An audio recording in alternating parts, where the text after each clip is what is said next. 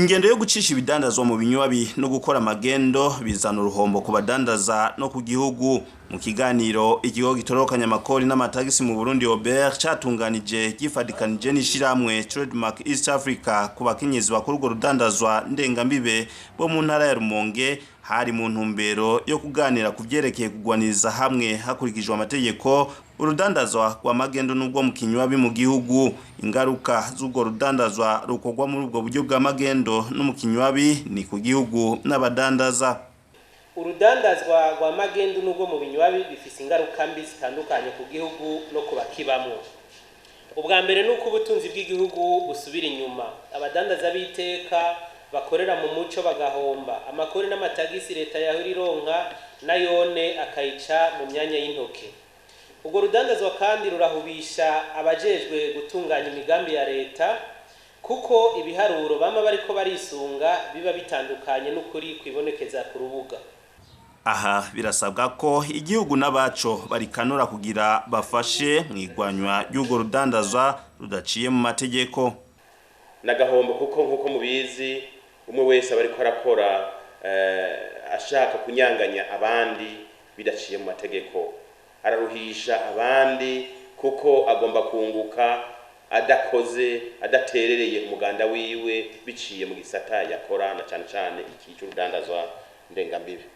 Rero Banyarumonge duhamagariwe ubwa mbere na mbere gukwirikirana neza ibyo dukora, na cyane uno munsi turi mu by'urudandazwa njabuka mbibe ndengambibe, turukore twisunga amategeko. Fraude ubwa mbere na mbere tuyisezerera burundu, hanyuma twemera gutanga amakori. Bivuye ku kiza ca coronavirus, urudandazwa ndengambibe mu karere k'ubumanuko bw'igihugu rwaragabanutse kugera ku bice 20% nk'uko byasiguwe na Felix Nzeyimana asanzwe arongoye igisata ca douane mu karere k'ubumanuko bw'igihugu. Inomero ndangamudandaza nife iracaboneka kuri bamwe nk'intambamyi. Muri ico kiganiro abakenyezi baronse akaryo ko kubaza ibibazo bashimikiye kubijanye n'abantu baca mu mbavu iruhande ya Obert bagatoza amafaranga kandi ibidandazwa biba vyarishe muri Obert. Hari n'abandi imitahe yabo yaheze inyuma y'igihugu bivuye ko igihugu cugawe imitahe itarabashikira, be nibijanye n'ingo n'imiryango aho imiryango iriko irasambuka bivuye kuyugagwa ry'imbibe, usanga abugariwe inyuma y'igihugu baciye bubakana n'abandi. Inyishu zitangwa kuri ivyo bibazo byose ziza ziha icizere abo bakenyezi b'urudandazwa ndengambibe. Hariho imiryango ya corona yaje iri Kongo, abandi bari Burundi, kacu usanga biragoye. Hamaze kuba amezi arenga 3 abari bubakanye batari kumwe, atumwe wese yaciye arondera ukuntu yifasha iyari, ibintu biracangana. Iki nico kibazo rero cingo n'imiryango dukwiye kwigira hamwe kugira ngo turabe bishoboka ko hamwe twosaba uruhusha nimba hari imiryango ishobora kuba izwi, tukayiraba hanyuma tukarondera ingene tuyizana bishoboka, hanyuma tukayicisha ayitegerezwa guca. Nifu ni nkakaranga muntu, urumva ironkwa ku buntu mu kigo Obert kandi nta uja kurihira nifu. Umuntu ariha ku rudandazwa yagize, ku bidandazwa yinjije biciye kuri iyo nifu. Ntariha ngo nuko afise nifu. Urashobora kuronka nifu hanyuma ukamara imyaka n'imyaka atakintu na kimwe urinjiza cyangwa uradandaza. Muri ico gihe ikigo Obert nta na kimwe bakuronderako. Ico tugusaba inyuma y'ikiringo c'amezi 3 cyangwa inyuma y'ukwezi, genda ubegere muyage muganire ubabwira uti je sindigera ndandaza, hanyuma baca bakwereka bagurugura urupapuro ugashirako yuko utari kuradandaza, yuko atana kimwe winjije. Muri ico gihe amakori n'amatagisi bijanye, urumva amakori n'amatagisi ubu atozwa ku nyungu, ntatozwa ku muntu.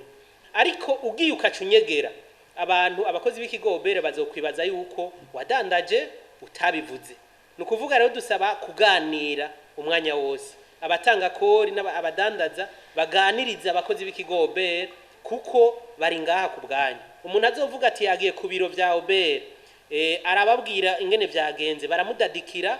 Ni hahandi tuca tubabwira ati telefona kuri za nimero 500 canke telefone kuri za nimero 77 amajana 510 amajana 975 kugira ngo uvuguti urege uwo mukozi w'ikigobere agufashe ukutariko canke ugiye gusaba ijamba kari kwima. Abo bakenyezi basanzwe bakora urudandazwa ndengambibe bari muri ico kiganiro bemeza ko bahakuye byinshi na cane bifatiye ku mategeko abagenga.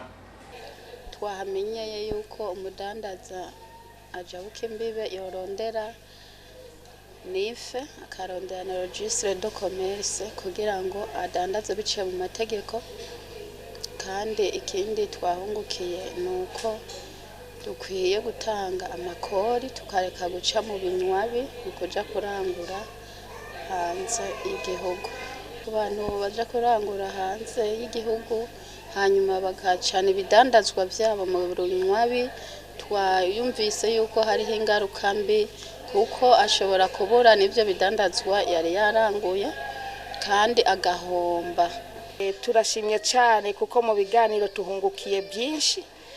Benshi twakora urudandazwa duca mu binyegero tutacahabona, ugasanga ibyacu biranyagwa tugahomba, ariko umunsi kubera twagize ibiganiro biratwungukiye gose. Gendo hanura abadandaza bose bazabuka imbibe ko bari bakwiye kugenda kuri oberi bakishikana bagakata ibyeti bibaranga by'inzira n'ibyo gukorerako kugira ngo baze barakora urudandazwa rwo guca habona ntibaze barahomba, niho boyunguka neza. Ibiganiro nk'ibyo binyigisho abadandaza kukungene bokorera mu mategeko bizobandanya no mu zindi ntara kugira umudandaza yoroherwe mu bikorwa vyiwe, ariko na leta igira icitoje nk'amakori n'amatagisi.